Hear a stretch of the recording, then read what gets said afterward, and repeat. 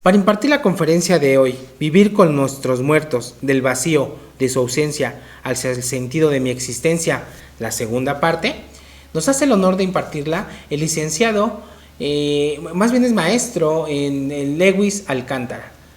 Es licenciado en Psicología por la Universidad Intercontinental, también es especialista en Filosofía y Diálogo Existencial, maestro en formación de Psicoterapia Cognitivo-Conductual por el Centro de Psicoterapia Cognitiva, tiene el diplomado en Fundamentos Psicoanalíticos por la Universidad Intercontinental, el diplomado en Tanatología y el diplomado de Apoyo y Consejería Tanatológica por el Instituto Mexicano de Tanatología C, también el diplomado en Análisis Existencial y Logoterapia, diplomado en Pareja, diplomado en Diálogo y Coaching Existencial, diplomado en Psicogerontología por la Universidad Intercontinental, tanatólogo y psicólogo clínico practicando consulta privada y desde hace algún tiempo orgullosamente docente del Instituto Mexicano de Tanatología. Pues bueno, para impartir la conferencia yo cedo micrófono y pantalla al licenciado Luis Alcántara. ¿Cómo están? Muy buenas tardes a todas y todos. Muy buen día a quienes nos escuchan de manera sincrónica en las redes sociales del Instituto Mexicano de Tanatología, en el canal oficial de YouTube, Tanatología para Todos. Y bueno, pues agradezco mucho el tiempo y la disposición de compartir este tema que ya nos ha acompañado hace unos meses. Espero que lo recuerdes. Y bueno, seguramente es el caso, eso te ha traído acá. Y si no es así y el tema llamó tu atención, deberás de saber que hay una primera parte. Nosotros este tema lo tocamos hace unos meses y afortunadamente hubo un movimiento importante en la reflexión, en las preguntas que muchas y muchos de ustedes fueron compartiendo en la medida que se permitieron acompañar la conferencia. Entonces, en ese intento, trato ahora de compartir un poquito de las respuestas desde una perspectiva, una mirada que yo puedo compartir contigo, que espero te resulte de utilidad. Sabemos que el tema es un tema complejo, pero nos lleva a contactar con lo más valioso de los recuerdos que nos acompañan con estas personas que por un tiempo nos hicieron recuerdos valiosos. Nos permitieron este aprendizaje de vida que hoy nos permite continuar vivos. En este sentido, vale la pena recordarles, pero saber que este recuerdo también implica desafíos para nosotros. Y la comprensión de estos recuerdos, la comprensión de las emociones que surgen a partir del desapego con nuestros muertos, implica también un reconocimiento desde el amor hacia ellos y hacia nosotros mismos. En el bloque anterior, te voy a poner un poquito en contexto si tú eres nuevo, platicábamos sobre unas características, yo le llamaba etiología del duelo, y lo nombraba como 4 puntos que parece acompañan la experiencia de pérdida, que nos van acompañando antes de la muerte, nos acompañan una vez que este evento se presenta y posterior a ello con el recuerdo que nosotros vamos a integrar. Esta etiología nos está hablando de 4 etapas y es la anticipación de la pérdida, el comienzo del duelo, un proceso doliente y un devenir existencial. Repito, yo ahora te dije etapas, no, son características y estas pueden acompañarte a lo largo de cualquiera de las etapas de un proceso de duelo. Estas 4 pueden permitirnos información importante de la experiencia, pero también una integración de nuestras emociones en cada uno de los cuestionamientos que van surgiendo a partir de esta realidad aplastante con la que tendremos que hacer frente, ¿no? Recordaremos que en esta anticipación tenemos un ritmo y un tiempo para afrontar esa muerte próxima de nuestro ser querido y que a veces va acompañada de un silencio por aquel que muere, un silencio por aquel que sabe que algo está sucediéndole y surge la idea de una próxima muerte. Uh-huh. En primera persona podríamos decir, parece que esto que hoy me ha traído al hospital no está bien, yo no estoy bien. Y surge una sensación de una muerte posible. Y esto sucede también con los cuidadores, con los seres queridos, con el personal médico, cuando miran los resultados clínicos, cuando observan la expresión sintomatológica y se dan cuenta que algo no está marchando bien en el organismo. Hay un cuerpo que está expuesto y está en riesgo de perder la vida. Sin embargo, esto no se va nombrando. No vamos regularmente compartiendo con la persona que entra al hospital nuestro temor de que muera. No vamos diciéndole, siento que te vas a morir, siento que no vas a pasar de esta noche, ¿no? Y ellos tampoco se van permitiendo nombrar la sensación de que probablemente no pasen, ¿no?, la noche vivos. Y este silencio es lo que nos va acompañando.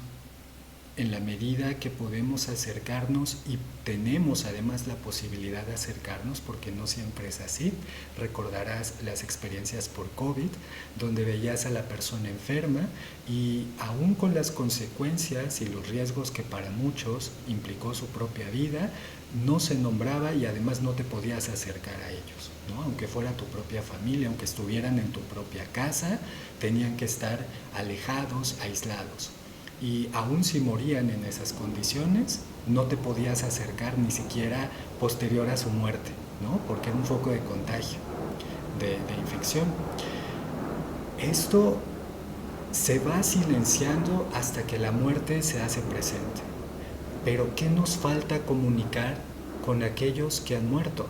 ¿Qué nos faltó decirles en esos últimos días, en esas últimas horas incluso, porque algunos no están en una situación tan prolongada? ¿Y cómo se los decimos ahora que podemos darnos cuenta que ha muerto?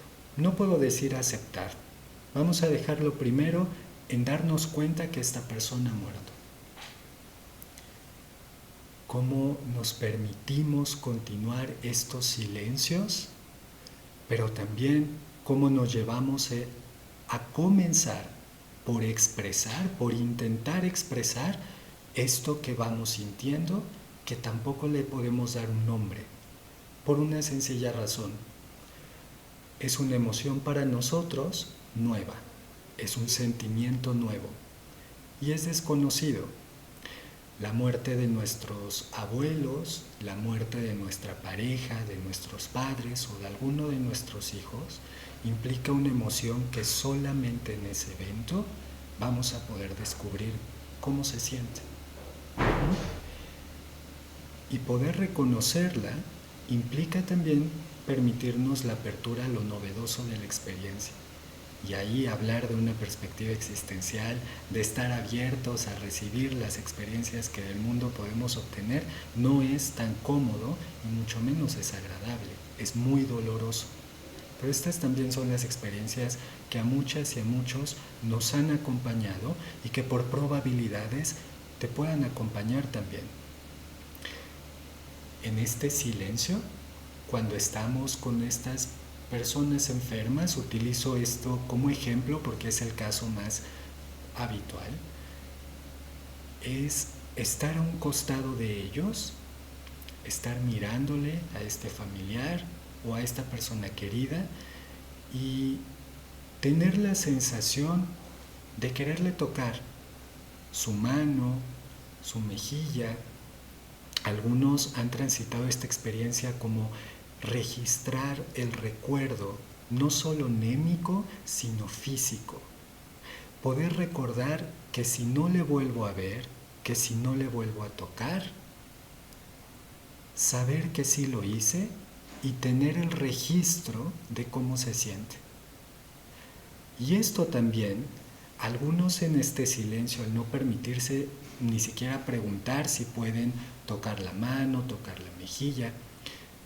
Se van conteniendo y reprimiendo en ese intento y solo se quedan observando.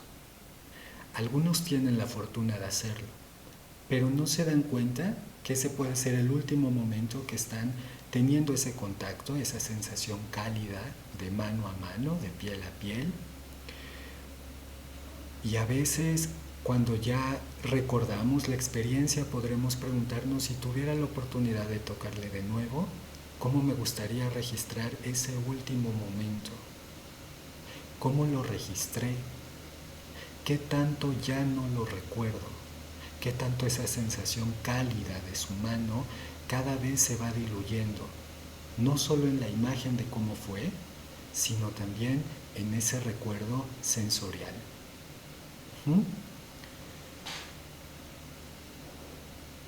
Cuando vivimos la experiencia pandémica, a muchas y muchos les tocó incluso prever que si alguno de sus familiares llegaba a morir, no iban a poder tener ni siquiera un reconocimiento simbólico, no había posibilidad de hacer un ritual, no había posibilidad de poder acompañarse de otros en una experiencia dolorosa, en estas costumbres y tradiciones que acompañan, por lo menos en la cultura occidental, particularmente en América Latina.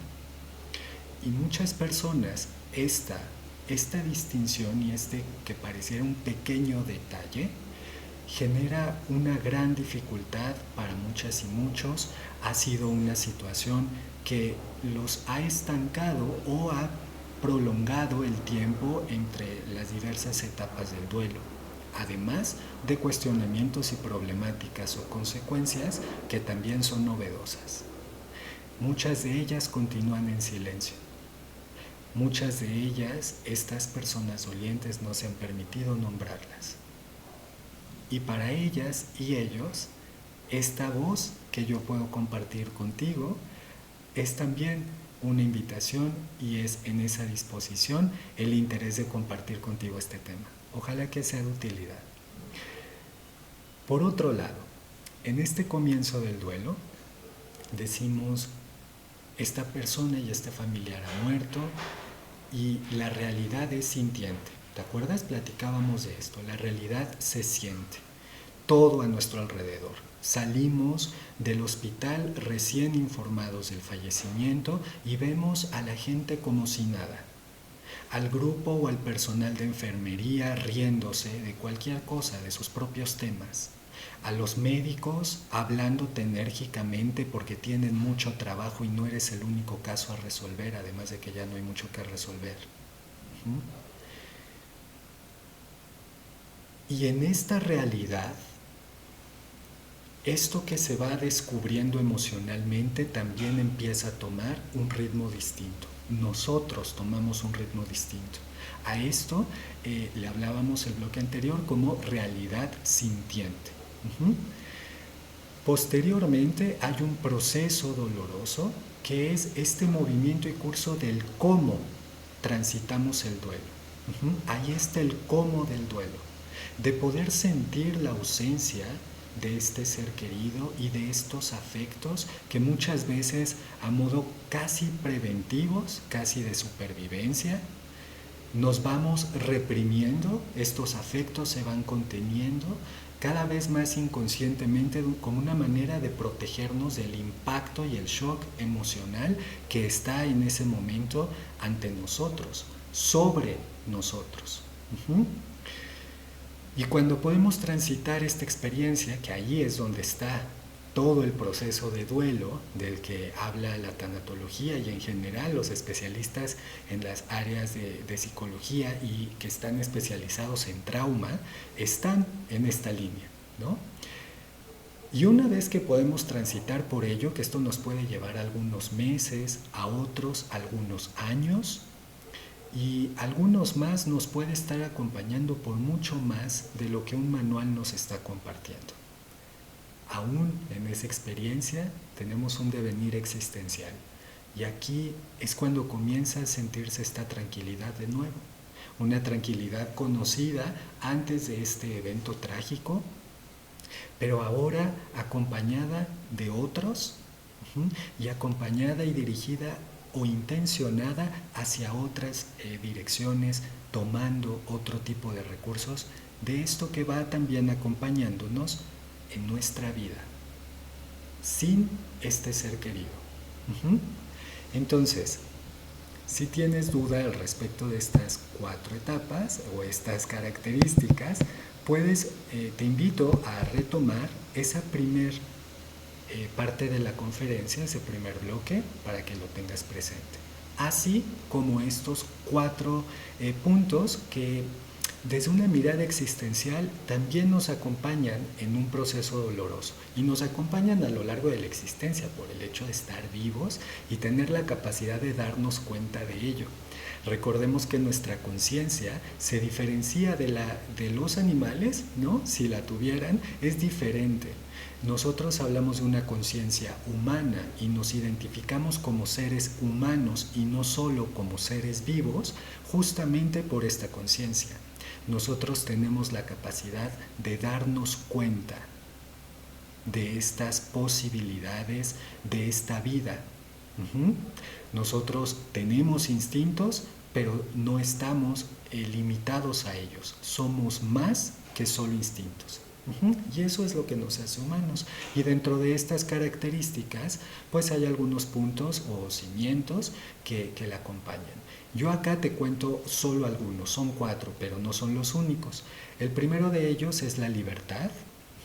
Hablábamos de esta condición antropológica, humana, estos existenciarios que son las condiciones o limitantes con las que nosotros nacemos o vivimos, ¿no? Recordaremos, uno de ellos es este ser arrojados al mundo. No elegimos el año en el que nacíamos, el país, la familia, los padres, no elegimos la condición socioeconómica. Nosotros nacemos en una cultura y en un contexto y en ese tenemos que responder. No lo podemos cambiar. Y como este ejemplo de existenciarios hay varios. Y hay uno que te voy a nombrar por ahora, que es ser para la muerte.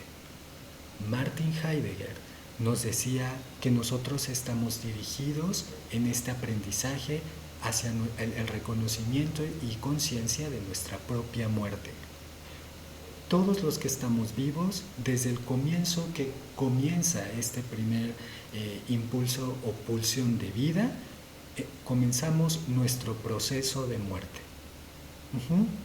Esto no solo les está pasando a las personas que ahora se encuentran en una morgue o se encuentran cercanos a llegar hoy por la noche. No, esto nos acompaña, esta muerte nos está acompañando a todas y todos. Podemos pensarlo como un año más de vida, podemos pensarlo como un año más cerca de nuestra propia muerte. Esto suena a veces trágico y eso a veces se relaciona mucho desde el prejuicio con el existencialismo. ¿Por qué? Porque no es algo que nos guste escuchar, no es una realidad que nos guste tener presentes a todo momento y en toda circunstancia. Y en ese sentido decimos que estas características nos acompañan, nos gusten o no, pero decidimos qué tanta atención les damos. ¿Cómo vamos preparándonos para nuestra propia muerte? Cuando miramos la muerte de otros y vivenciamos la experiencia de desapego, por contrastes y como si fuera un espejo, mirar la muerte de otros implica reconocer la posibilidad de nuestra propia muerte. Y ahí también duele. Pero yo te pregunto, a modo de reflexión, ¿qué tanto nos detenemos a pensar la respuesta y principalmente a sentirla? Entonces, esto lo platicamos en el bloque anterior. También, si tienes dudas, por favor, tómalo en cuenta. Martin Heidegger nos va a acompañar mucho en estas características que hoy te voy a contar. Estos son los existenciarios de los que hablábamos y bueno, vamos a mirar que los dilemas acompañan no solamente las condiciones en las que nacemos o estamos acercándonos a una muerte, sino también ¿Cómo registramos en conciencia estos eventos y esta muerte de los nuestros? Justamente hablaba de un ejemplo de esta sensación de tocar o no a nuestro ser querido, pedirle un abrazo, decirle te quiero, ofrecerle una disculpa. Por un lado está la sensación de quererlo hacer, pero por el otro tenemos la sensación que llevarnos y hacerlo implica como casi una especie de decreto de esta persona, entonces sí va a morir, porque yo ya me estoy despidiendo, ¿no? En lo colectivo y en lo popular, estas son algunas de las creencias distorsionadas que acompañan la experiencia dolorosa. ¿Y son distorsionadas en qué sentido? En que están incompletas, en que son experiencias que no nos toca a nosotros responder y vamos eligiendo responder para completarlas por no hacer frente a esa sensación de incertidumbre que nos genera la sensación de muerte próxima. Y entonces nos vamos callando como una manera de protegernos y de proteger a los nuestros. Esto que en México y América Latina se utiliza mucho de si no se dice, entonces no pasó, no va a pasar. Un poquito desde allá. Y cuando sí sucede, entonces la decisión que tomamos de silenciar por un buen tiempo nos va a estar acompañando como una especie de reclamo o de reproche, incluso de arrepentimiento, de la oportunidad que dejamos ir. No sé cuál haya sido tu experiencia, pero te invito a que te permitas recordar cómo ha sido la experiencia con tus propios muertos en ese proceso de su muerte y cuáles son los pendientes que todavía te acompañan a ti y que todavía en los afectos y el vínculo con este ser querido continúa todavía en puntos suspensivos.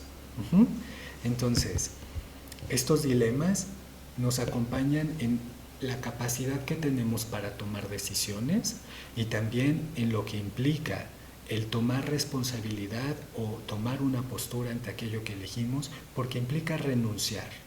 Tenemos que renunciar siempre a algo. Y cuando nos toca renunciar a algo en estas condiciones de una muerte próxima, a veces eso a lo que renunciamos probablemente no podamos retomarlo nunca más. Es una oportunidad única. Y eso es comprensible que nos genere una sensación de parálisis por un buen rato.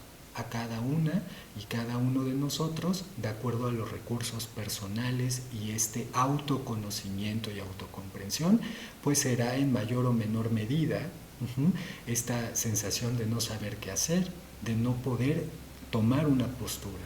Sin embargo, sabemos por estos mismos existencialistas que cuando decimos no tomo una postura, pues más bien ya estamos eligiendo no tomarla, pero eventualmente estamos tomando postura. Y eso nos abruma porque es sentir que no tenemos opción, tenemos que elegir o estamos eligiendo ya aún sin saber si es lo adecuado para nosotros y para los que se van. Entonces, fíjate qué importante es reconocer que en esta experiencia con nuestros muertos, en estos recuerdos significativos, que tanto lo que nos acompaña más bien en la experiencia posterior a su muerte, es decir, en aquello en lo que físicamente la persona ya no le tocó, ya no es una experiencia de la que haya sido parte y nosotros vamos relacionando lo vivido con este vínculo, cuando probablemente sea una relación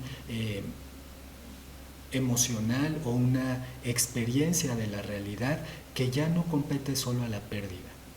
Ahorita vamos a ir clarificando esto más a detalle, porque cuando hablamos de un proceso de duelo, te pido que te lleves a este ejemplo, decimos, no solamente es lidiar con la experiencia emocional, con todas estas preguntas y estos dilemas que nos acompañan en saber si tomamos la decisión correcta cuando los médicos nos dijeron hay una situación en quirófano y necesitamos que se tome una decisión y el tiempo corre. Ujú.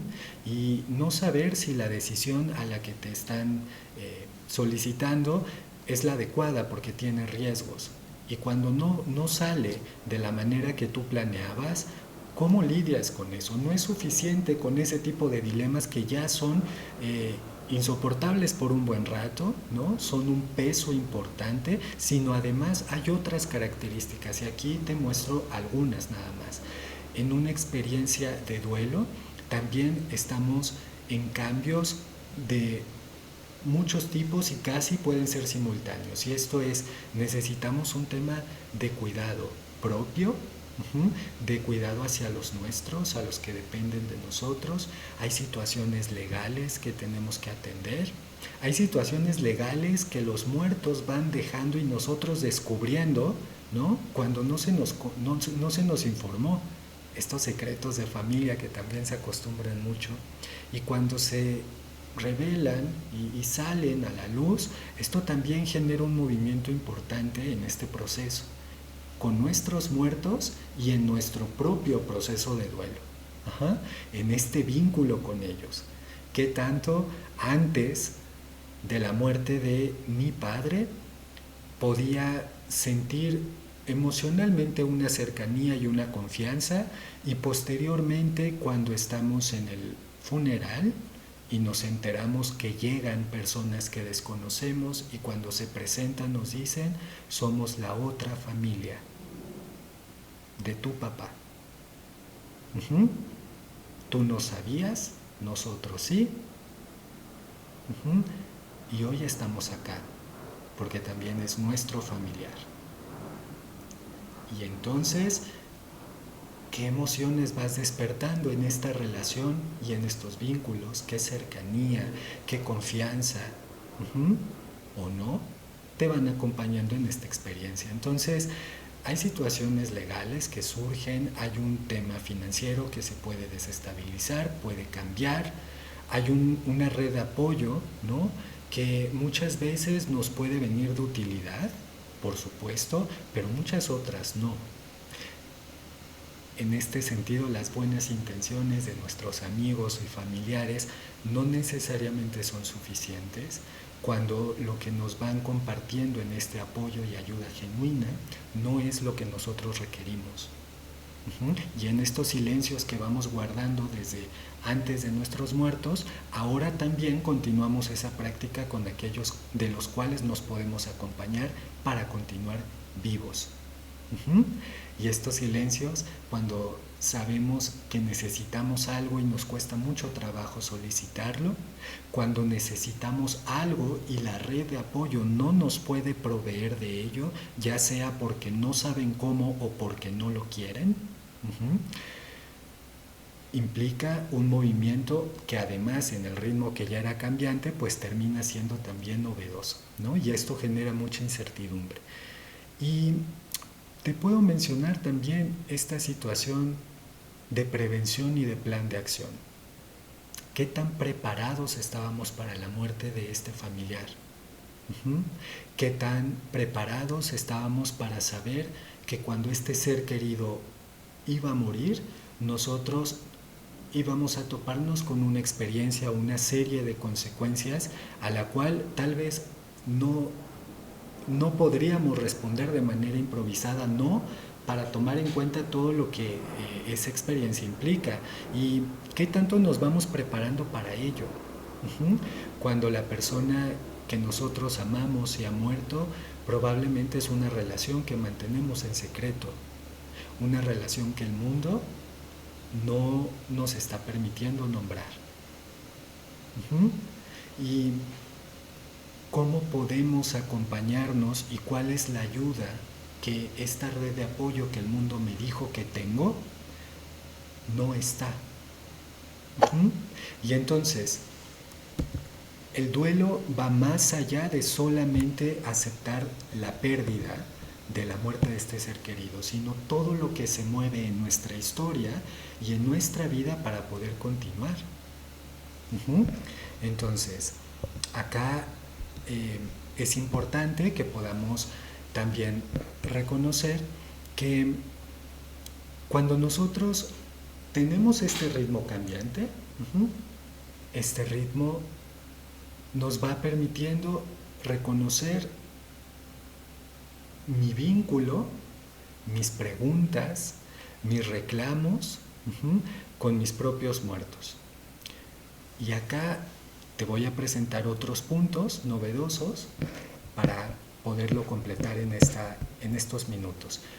En estas preguntas, en estas dudas, en estos reclamos que vamos sintiendo y descubriendo posterior a la muerte, tenemos que saber que esto es posible y que es parte de la experiencia no solo de duelo, sino de habituarnos a una realidad, pero también de desvincularnos de este ser querido.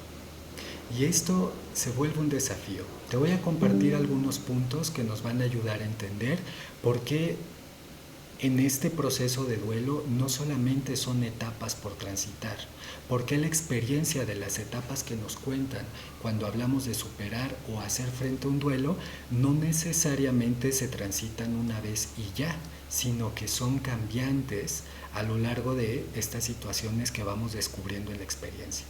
Y tendríamos que decir que desde una mirada práctica y profesional, quienes acompañamos a personas en este proceso de muerte o en un proceso de pérdida, nos encontramos con un dilema, porque nosotros dotamos voz y promoción la idea de que el duelo es una experiencia natural y es normal, es decir, esto es común, es algo que nos sucede.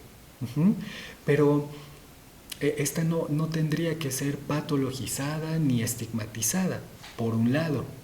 Pero por otra parte, nos encontramos con personas en duelo que experimentan la pérdida como una vivencia trágica, de la cual tienen mucha dificultad para recuperarse y que pueden derivar en un duelo complicado, acudiendo así a consulta de un profesional con un duelo que es claramente inconcluso, no está resuelto.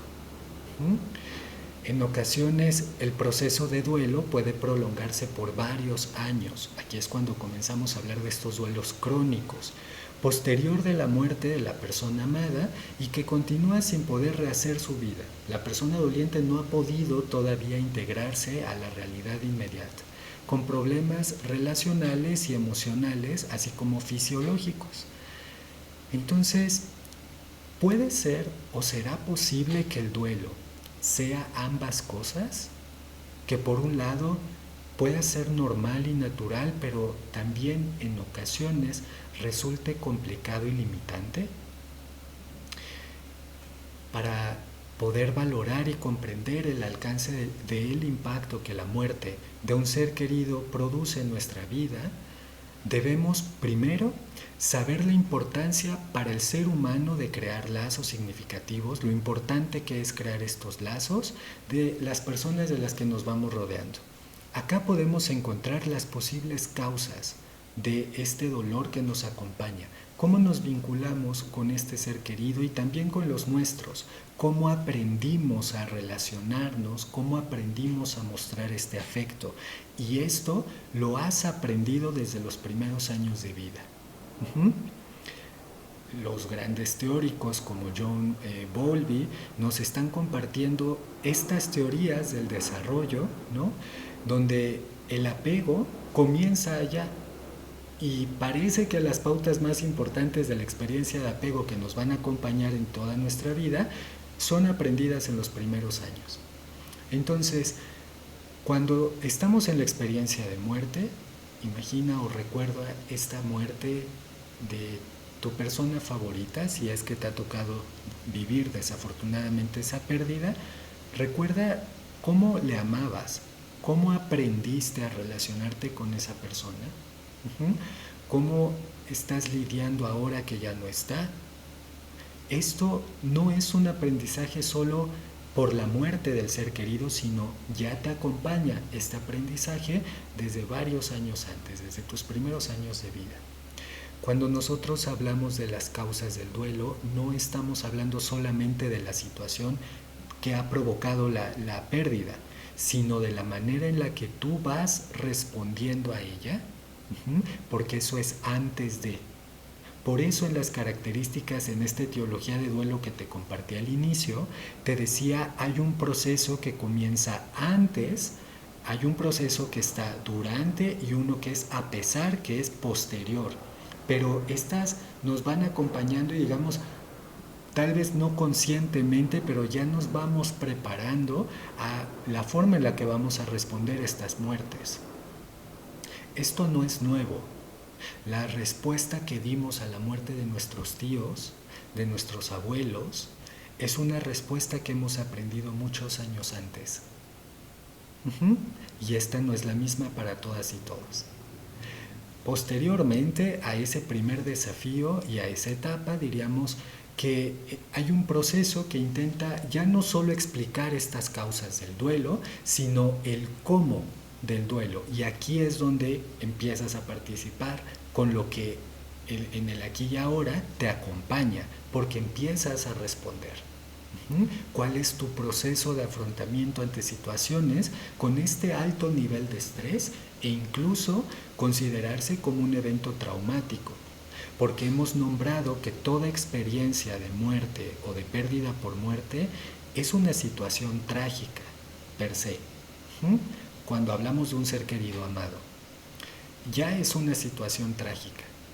Pero si a eso sumamos el cómo murió o las circunstancias alrededor de su muerte, si fue una muerte natural o fue un asesinato, si fue un accidente, o fue un suicidio, esto puede ser también, además de trágico, un evento traumático. Y esto también tiene una relación con el duelo, con nuestro propio desafío para poder desvincularnos. Aquí se nos van juntando ya estos desafíos. Y tenemos uno más, que sería cuando finalmente hablamos de los objetivos y esta finalidad del duelo, estamos hablando de este para qué. Y nos referimos con ello al significado para el ser doliente que se habitúa a una realidad novedosa, que ha sido novedosa, sin que ello le continúe resultando aplastante o limitante. Por el contrario, resulta en posibilidad. Hay un dinamismo energético que potencializa las capacidades y la resiliencia, esta plasticidad, ¿no?, para continuar sobreviviendo a estos hechos trágicos y o traumáticos. Entonces, estas más que fases o etapas que tenemos que transitar para ser conscientes de la pérdida, estas nos acompañan antes de la pérdida, durante, pero también a pesar de la pérdida. No es solamente etapas que estén dirigidas a un proceso de muerte. Estas son características o condicionantes de vida, de nuestra vida. Entonces, cuando estas no las transitamos de una manera consciente o no somos no solo conscientes, sino tampoco no estamos integrando con los recursos propios este ritmo que el mundo nos pide, con el ritmo que nosotros requerimos, entonces nos topamos con estos otros puntos. Estos los platiqué contigo en el primer bloque y decíamos, empezamos a contactar un vacío. Empezamos a mirar este absurdo de la vida, este ¿para qué vincularme con esta persona? ¿Para qué generar estos recuerdos si de todas maneras se van a acabar, si es temporal? Esta sensación de que la vida no está teniendo un significado y el vínculo con nuestros muertos tampoco, ¿no? Esta sensación de ¿para qué construir todo esto si es prestado? Y allá, y todas las preguntas que surjan en ese absurdo son parte de una mirada existencial también, pero también la percepción de ese vacío, un vacío que parece no tener fondo, esa sensación constante de estar mirando aquello que dejó de ser, aquello que dejó de estar, esa ausencia. Y esto nos puede derivar en dos características. Aquí te pido que prestemos atención, porque aquí hubo varias preguntas, y es, ¿podemos apuntar a una desesperación o podemos apuntar a una depresión? O ambas también, no se preocupen, aquí hay espacio para todo. Y si apuntamos a una desesperación, Estamos mirando, dando mucha atención a esto que no encontramos sentido, a esto que nos resulta absurdo de la existencia, y empezamos a angustiarnos, verdaderamente a sentir esta angustia de no saber cómo continuarnos, ni tampoco saber para qué hacerlo. Cada uno con sus propios cuestionamientos, pero la característica que coincide es que en la desesperación hay una angustia muy importante, a veces muy limitante, y es agotador. Ahí comenzamos a agotarnos, o más bien ya estamos agotados. Y por otro lado, en la depresión hay una disminución volitiva que acoge sentimientos y pensamientos inefables de este dolor ante la vida. Y aquí clarifico que cuando hablo de depresión, no estoy hablando de una depresión clínica. Porque justamente esta es una de las confusiones que todavía acompaña la experiencia de duelo. Y de ahí cuando te hablaba de este dilema que en la práctica profesional tenemos, porque sabemos que toda persona que transita una experiencia dolorosa, por muerte de un ser querido, evidentemente va a transitar por lo que en los criterios diagnósticos para los que se dedican a ese tema van a poder coincidir. La persona puede cumplir con todos esos criterios, o por lo menos los requeridos para ser diagnosticado con esa patología. Sin embargo, aquí lo importante es mirar, y la clave está en el contexto. Cuando hablamos de una depresión clínica, no necesariamente hay una pérdida significativa, no necesariamente hay un motivo por el cual nosotros podamos sentirnos así. A veces es simplemente una cuestión, bueno, no es simple, pero puede ser una cuestión meramente hormonal, una cuestión una desregulación química a nivel cerebral, y podemos tener este bajón emocional, esta disminución volitiva evidente. En esta depresión que yo te cuento, en cambio, es una depresión más bien de índole existencial. Es una depresión donde no hablamos de patologías, sino más bien hablamos de conciencia. Es una depresión donde estamos conscientes de esta pérdida, de todos estos cambios trágicos en nuestra experiencia de vida, de estos eventos que se van a convertir también en nuestros recuerdos, y es comprensible que allá también nos podamos sentir abatidos. Pero no hablamos de enfermedad. Hasta hace unos años, los terapeutas de los 90 hacia atrás regularmente crecieron con un manual diagnóstico que les decía que el duelo también podía ser patológico. Le llamaban así, duelo patológico. Incluso en los primeros años del 2000. Actualmente sabemos, y ya desde hace unos años, tampoco es reciente, sabemos que no es un duelo patológico. El duelo no se vuelve patológico como tal. El duelo se complica. Ya te mencioné algunas características que acompañan la experiencia de duelo, y muchas de ellas pueden complicar la experiencia, por supuesto, pero eso no significa que tú estás enfermo, o que hay algo que curar, o que hay algo que está mal. En este sentido, si así fuera, es una característica que se agrega a tu duelo.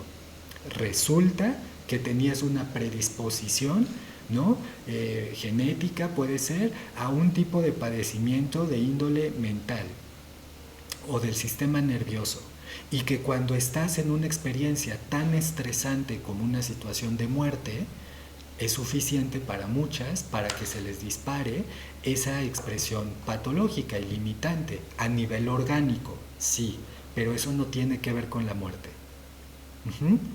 Y ahí es donde nos confundimos. Ahí es cuando una persona, si llega a psicotizarse, decimos es que perdió la cordura desde la muerte de su pareja, ya no volvió a ser la misma persona. Probablemente no, pero no es por la pérdida, sino que la pérdida, la manera en la que pudo hacer frente o no y cómo se sintió con ello, esta forma de integrarlo en su realidad y en su estructura del yo, le disparó, ¿no? este evento o este episodio psicótico.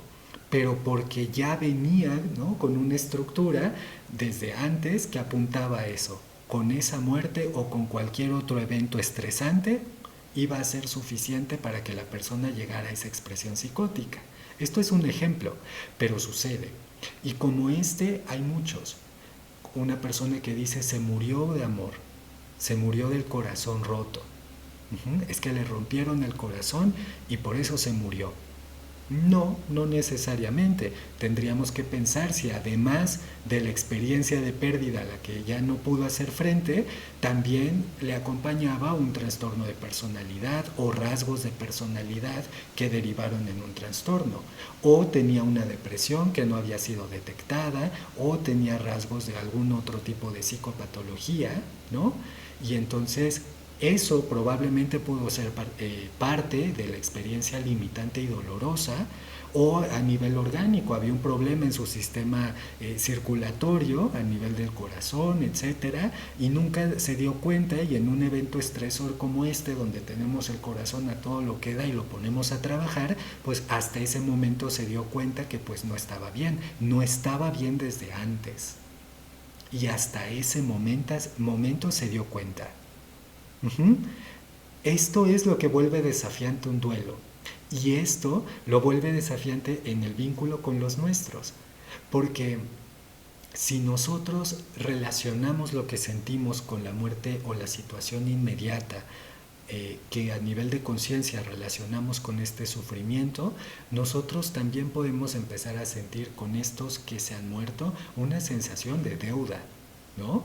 De que ellos ahora están en deuda, que ellos nos provocaron esto. Es que si se hubiera muerto después, si se hubiera esperado tantito. Uh-huh.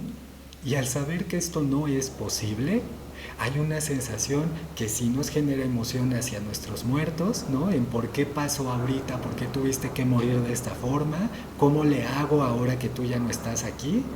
Y por otro lado, el remordimiento y esta sensación de culpa de acusarle, ¿no?, en una experiencia en la que ya no forma parte, y que quien forma parte soy yo acusándole. Uh-huh. Entonces, esta depresión no es en términos clínicos, lo clarifico. Si esta depresión a la que te puedas descubrir o la experiencia te pueda llevar tuviera que ser de índole clínico, por supuesto que la atención que vas a requerir va a ser con un profesional específicamente de la salud, que es un médico psiquiatra. Uh-huh. Pero ahí hablamos de un diagnóstico por depresión clínica, donde el disparador fue un evento por pérdida, por la muerte de un ser querido, pero la muerte como tal no te va a generar esa depresión. Uh-huh. Y por eso es bien importante continuar esta promoción de la prevención a nivel de salud. Yo sé que acá hay muchas y muchos que se dedican al tema, que son médicos, personal de enfermería, y sabemos también en el área clínica como psicólogos que la prevención es primordial, es fundamental, incluso más que la intervención. Porque justamente en la intervención las cosas se complican cuando ya es demasiado tarde, y sí hay situaciones para las que sí es tarde. Uh-huh. Y por eso la prevención es importante. El tema es que culturalmente, como no nos duele y estamos acostumbrados a soportar el dolor de una manera que lo vamos reprimiendo más que habituándonos a él, lo que sucede es que cuando ya no aguantamos ese dolor, acudimos a pedir ayuda, y muchas veces ese dolor es porque ya no hay mucho que hacer. Ya estamos en una situación no de prevención, sino de intervención. Uh-huh. En términos emocionales y afectivos, esto también es una característica que tiene en común, ¿vale? Tómalo en cuenta. ¿Cómo podemos identificar que estamos en una situación donde este vínculo sin nuestros muertos primero, y posteriormente continuar eligiendo mantener el vínculo a pesar de su ausencia? Lo podemos identificar de dos formas. Bueno, de algunas formas. Y es, ¿cuáles son las reacciones que nos acompañan como familia? Uh-huh. Como este círculo cercano, puede ser también de amigos muy cercanos, de amantes. Uh-huh. ¿Cómo en esta integración, en esto que nos comparte, que es este dolor compartido, decimos cómo respondemos a él cada uno de nosotros y cuál es la función que nosotros tenemos en esa dinámica para que la expresión o la respuesta que damos ante el dolor también genere un efecto en esta dinámica familiar o en este círculo o red cercano. Y decimos, para algunos de los integrantes o para algunos de nosotros hay una sensación de que el tiempo se detiene. Cuando no tenemos una integración funcional con esta ausencia y esta desvinculación con los nuestros, hay una sensación de que este tiempo nos quedamos instalados en la experiencia y nos va acompañando a lo largo de los años incluso, y no nos permitimos nuevos vínculos. Continuamos con este vínculo como pendiente. Se muere mi pareja y después de varios años yo continúo sin permitirme conocer a alguien más porque yo sigo, ¿no?, sintiendo que tengo pareja, aunque lleva muerto ya varios años. Esta sensación de quedarnos allá, en esas situaciones que nos preocupan, que nos angustian, desde el comienzo del duelo, de la pérdida, y que nos acompañan a lo largo del tiempo. Es como si no pudiéramos transitar más allá que solamente mirar esa pérdida. Hay relaciones rígidas también, es una incapacidad para establecer estos lazos con más personas y una rigidez con aquellos que ya están, pero que muchas veces reemplazan el papel del muerto. Cuando muere este patriarca o esta matriarca de la familia, en estas familias tradicionales que más que ser participativas son jerárquicas en su función, cuando mueren los que están hasta arriba de esa jerarquía, ¿cómo se quedan los que están abajo, que pendían a veces de un hilo, ¿no?, y de repente se quedan como a la deriva? ¿Y ahora quién va a llevar la batuta de la familia? Cuando murió el único hombre, en esta tradición donde se veía eso, ¿no? Decían, el hombre tiene cierto privilegio en la familia y es el que va a llevar las riendas. Bueno, cuando ya no hay hombres en la familia, ¿quién va a tomar ese papel? Y si era al revés, era una mujer la que llevaba las riendas en esa dinámica familiar y son puras mujeres las que quedan, ¿quién va a tomar ese lugar? Y entonces, ¿cómo se elige? ¿Cuáles son las características de este muerto que vamos viendo en los que quedan vivos? Para mirar a nuestros muertos a partir de otros. Y ahí es donde la situación se pone desafiante. Hay también un frenesí, que es este intento de la familia por suprimir el dolor por medio de actos caóticos como el silencio, que generan sus consecuencias, y este es compartido. Aquí es donde surgen, por ejemplo, experiencias de adicciones, ¿no?, como para aquietar un poquito esas emociones, y entonces vámonos al psiquiatra al segundo día del proceso de duelo, de haberme dado cuenta de esta muerte. Yo ya estoy sacando mi cita con el psiquiatra porque necesito el psiquiatra. Y comenzamos un comportamiento que, más que preventivo, en el fondo, muchas veces, no lo generalizo, pero en el fondo se ha comprobado que es más bien para evitar el dolor.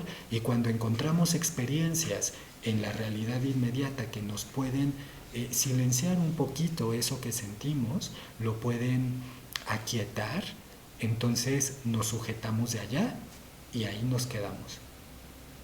Nuestra familia se puede dar cuenta y nos va permitiendo, consciente o no, que continuemos en esa dinámica, a pesar de las consecuencias. Hay una rehuida, por ejemplo, de cambiar estos hábitos, ¿no?, de poder elegirnos y continuar respondiendo a las situaciones que la vida nos va solicitando. El proceso de duelo también es doloroso por esto, porque a veces sentimos que todo debería de detenerse. Se murió mi tía favorita y entonces nos tenemos que detener porque yo estoy sufriendo mucho. Tengo que dejar de trabajar, de estudiar, de cuidar a los hijos, de estar con la pareja, etc. Y allá sabemos que no es así, que esta experiencia de pérdida no justifica ni reemplaza las responsabilidades que también tenemos, otras responsabilidades. Además, y allá es desafiante. Entonces, algunos nos vamos alejando de esa experiencia, vamos empezando a aislarnos. Hay una obliteración, que es esta tentativa de borrar lo más inmediato a esta persona que ha muerto, ¿no? Comportándonos como si no hubiera pasado y como si ese muerto no existiera. Simplemente quién sabe quién fue. Ya no se nombra, las generaciones nuevas ya no le escuchan, nosotros ya no compartimos experiencias vividas con ellos, como una sensación de protección. Y también está su opuesto, que es la idolatría, ¿no? ¿Han escuchado este dicho de todos los muertos se vuelven santos? Bueno, sí, a veces reconocemos todo lo valioso que la persona pudo dar y nutrir en el mundo, pero cuando esto se queda instalado o se vuelve prioritario para nosotros como seres dolientes, cuando nosotros podemos llegar a una batalla campal, cuando alguien en casa intenta ocupar la silla que utilizaba en el comedor a la hora de la comida, y cuidadito y alguien quiera sentarse en ese lugar, allá estamos hablando de una idolatría. Entonces se va dejando a nuestros muertos, los vamos colocando en una situación como muy elevada, en un papel muy elevado, y eso a nosotros nos va limitando. Entonces, nosotros hemos dicho ya que en este vínculo con nuestros muertos tenemos que saber que esta desvinculación posterior a la muerte implica continuarnos viviendo. Pero ya escuchamos antes que los existencialistas nos dicen la vida es este continuo morir. Es la antesala de ese último momento, ¿no? Que será la muerte como tal, y parece que la vida es más bien un continuo prepararnos a esa muerte. Y entonces, si es así, y cuando nosotros miramos la experiencia de aquellos que se han ido y los pendientes que sentimos nos acompañan, tendremos que preguntarnos si la vida es un continuo morir, ¿cómo estamos eligiendo hacerlo? Si estamos en un constante proceso de muerte a cada instante, ¿cómo vamos eligiendo? ¿Cómo nos vamos acompañando de aquellos que están en un proceso similar, tal vez en un tiempo y a un ritmo distinto? ¿Y cómo vamos acompañándonos? ¿Cuáles son las inquietudes de esta experiencia que también están presentes, tanto en nuestros silencios como en aquello que podemos también reconocer de lo propio, en nuestros actos, en lo que vamos nombrando? Entonces, toma esto en cuenta. Hay una intensificación, ¿no?, de este resurgir desde el duelo cuando nosotros miramos nuestra temporalidad, pero reconocemos que de aquí a que nosotros llegamos a esa finitud última, es muy doloroso reconocer a aquellos que nos acompañaron y dejan de estar.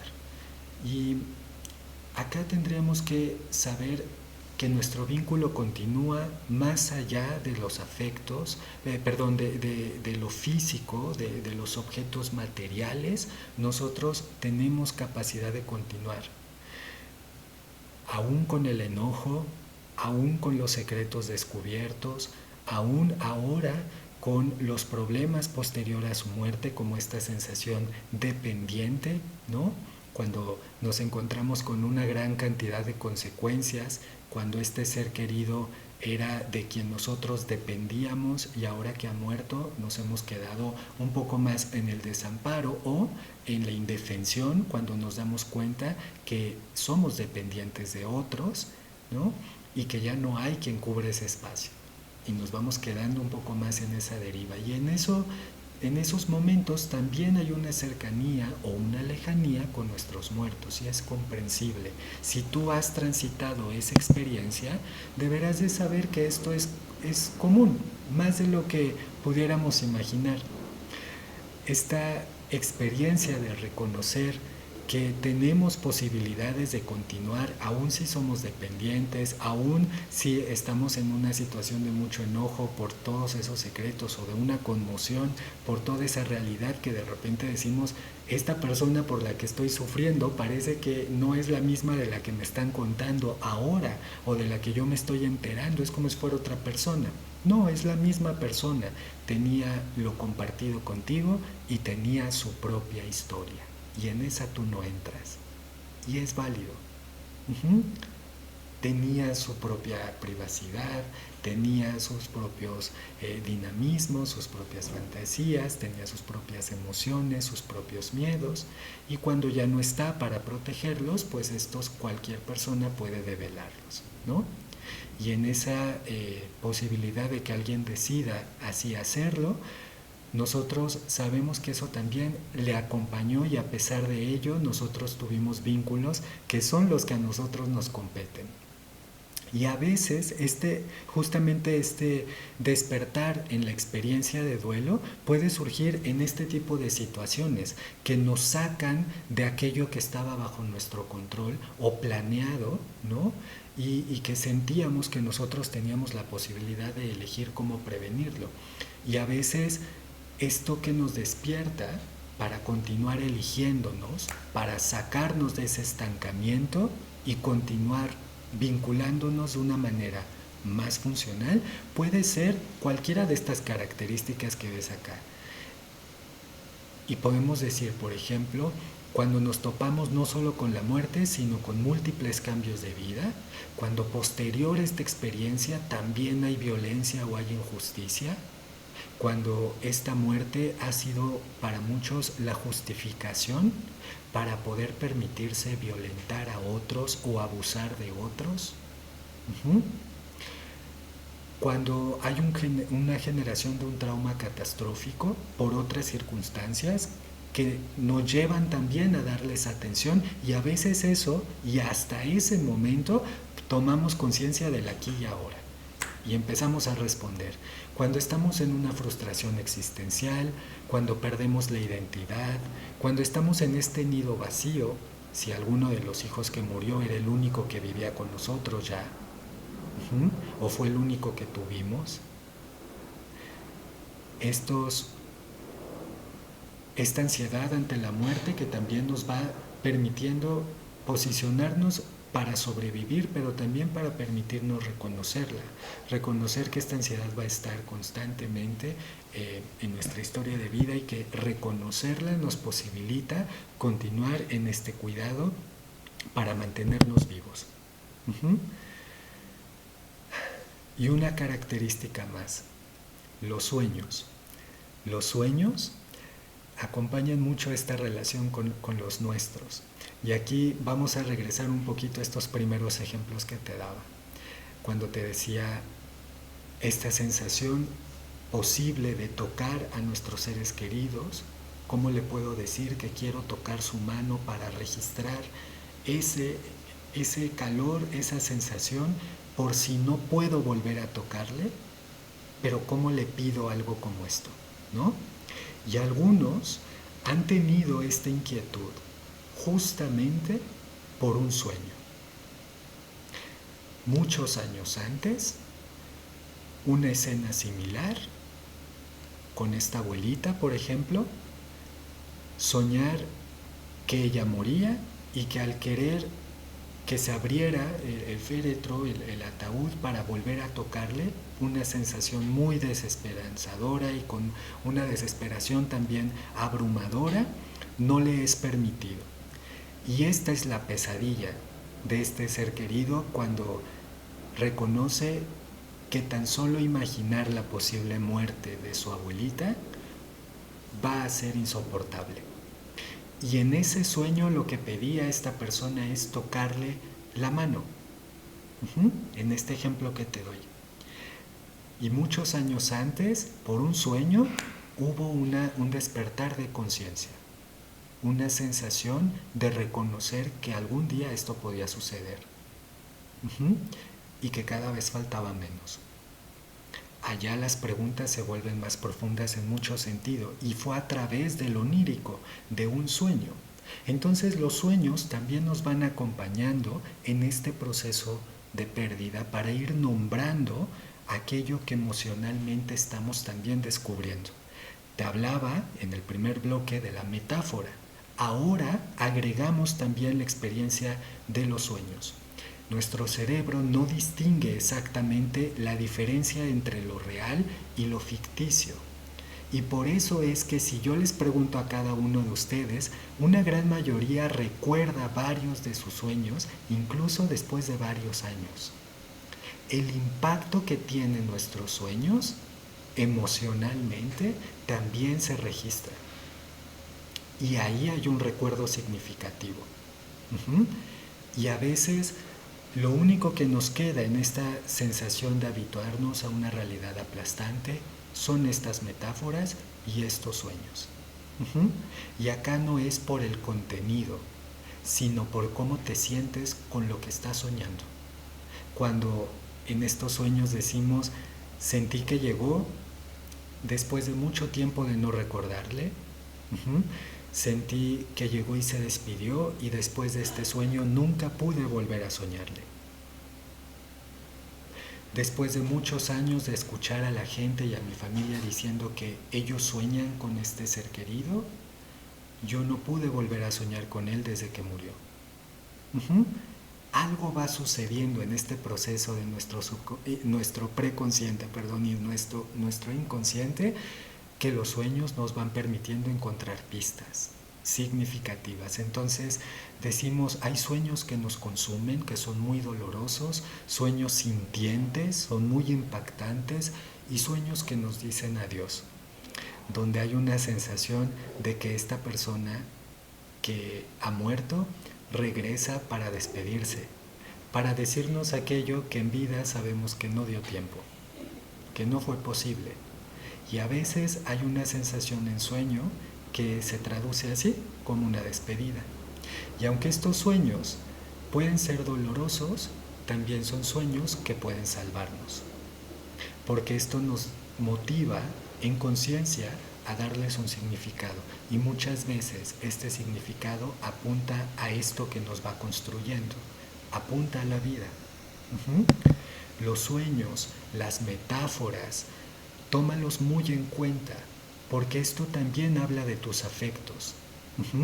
Nuestro cerebro, digamos, es un músculo, y metafóricamente decimos, está ejercitado a relacionarse con nuestros seres queridos, a una dinámica, se va acostumbrando por rutina. Cuando este ser querido muere, es como si arrancáramos eso que nos daba rutina, y nuestro cerebro se queda todavía en ese movimiento. El cerebro no lleva el mismo tiempo para habituarse a eso que la vida nos ha quitado, metafóricamente hablando. Entonces, de ahí la importancia de los rituales. Yo les decía, los rituales son muy importantes, más bien para los vivos, más que para los muertos. Es para nosotros, para reconocer esta realidad aplastante, y en ese estado de shock que muchas veces nos puede generar, estos rituales nos van permitiendo reconocer que sí, efectivamente, nuestra realidad ha cambiado de manera radical. Entonces, los casos donde no hay rituales, el tipo que sea, esto ni siquiera tiene que ser de una religión en particular, puede ser más allá de una religión, cualquier tipo de simbolismo para representar estas despedidas y esta ausencia son valiosas. Si no las tuviste, las puedes tener, hace falta que tú lo elijas, y que te dotes de esta capacidad creativa para decidir cómo hacerlo y qué necesitas. Pero si todavía no te acompañan, están estos sueños y están estas metáforas. Esto te acompaña, y esto también te va permitiendo acercar todavía con el vínculo con tus propios muertos. Entonces, cambia también. No es el mismo cuando comenzamos el duelo a 20 años después. Nuestro vínculo cambia, y esa parte depende de nosotros. Ya no del que ya no está, sino de nosotros en la forma en la que nos relacionamos con esa ausencia. Una ausencia significativa que a veces vale la pena, y muchas veces vale la pena, no olvidar.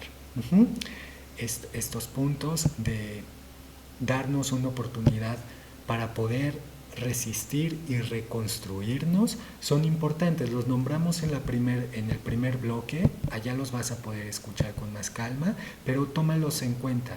La posibilidad de hacer transitar el duelo y que sea posible para todas y todos es una oportunidad que tenemos. Es posible soportar estas malas aveniencias, ¿no?, de la vida, y podemos con ello reconstruirnos. Más que transformarnos, podemos más bien deconstruirnos para continuar esta elección de cómo construir este destino, ¿no?, nuestro propio destino, aún con aquellos que han dejado de estar en nuestra historia, pero de quienes hemos aprendido de qué va este juego, este tema, ¿no?, metafóricamente hablando, de qué va este juego de vida que hasta el momento y gracias a las experiencias vividas hemos podido transitar. Y diríamos, y como lo comparte Elizabeth Lucas, en la tristeza pervive el amor. De amor no se muere, con amor la muerte se hace posible, y es posible que la vida tenga un sentido. La experiencia dolorosa confronta con las limitaciones contextuales y humanas, pero al mismo tiempo permite la mayor expresión de la capacidad existencial, la posibilidad de elegir el rumbo y bosquejo de nuestro propio destino. Yo te pregunto, ¿cuál es la cercanía con los tuyos, con tus propios muertos en este momento? ¿Qué tanto les has dejado? ¿Qué tanto te has venido cuidando de pensarles, ¿no?, por estas emociones que por un tiempo te acompañaron? ¿Qué tanto ahora han cambiado también? ¿Qué tanto vendría bien, ¿no?, retomar un poquito para saber qué tanto hemos avanzado o requerimos avanzar y a qué ritmo? Al ritmo actual, saber si hemos podido ya desvincularnos y habituarnos a la realidad de poder continuar y permitirnos dar la oportunidad de seguir viviendo sin estos seres queridos. Acá, antes de partir, te comparto todo lo que hoy pudimos mirar a grandes rasgos. Por supuesto que te invito a que lo tomes con calma. Sé que todavía hay muchas preguntas y que todos estos puntos platicados acá, los temas, las teorías, son los que nosotros vemos a mayor profundidad y con mayor calma en los diplomados, tanto de tanatología, consejería tanatológica y en logoterapia principalmente. Allá estos filósofos y estas teorías que nos comparten, así como las perspectivas psicológicas, nos van acompañando ya a un ritmo mucho más tranquilo. Sin embargo, hoy los nombré para que tú los tomes como punto de partida y que si alguno de ellos llama tu atención, sepas que hay que profundizar. En cualquiera de ellos hay todavía mucho más que profundizar. Hoy solamente me permití nombrar lo más que pude en el poco tiempo disponible para estos temas tan nutridos, poder compartirte algo que te dote pistas para saber que el vínculo con los tuyos vale la pena si en tu disposición y en tu realidad ellos todavía tienen cabida, todavía entran en tu experiencia. Y yo te pregunto si estás en la disposición de continuar dándoles esa voz, esa entrada, ¿no?, significativa a partir de los recuerdos y las experiencias vividas, para no olvidarles, para saber que eso que se siente y ese dolor que viviste casi traumático o en momentos traumático ha valido la pena justamente para no olvidarles, justamente para no destruirte, no autodestruirte y permitirte continuar en esta experiencia existencial. Mi nombre es Luis Alcántara y te agradezco mucho el tiempo y estos minutos extra también al instituto. Muchas gracias por estos minutos que nos han permitido para compartir estos puntos. Agradezco mucho tu compañía y tu confianza en esta conferencia. Espero verte de vuelta y espero verte acá en los diplomados en algún momento. Cuídate mucho, que pases una bonita tarde.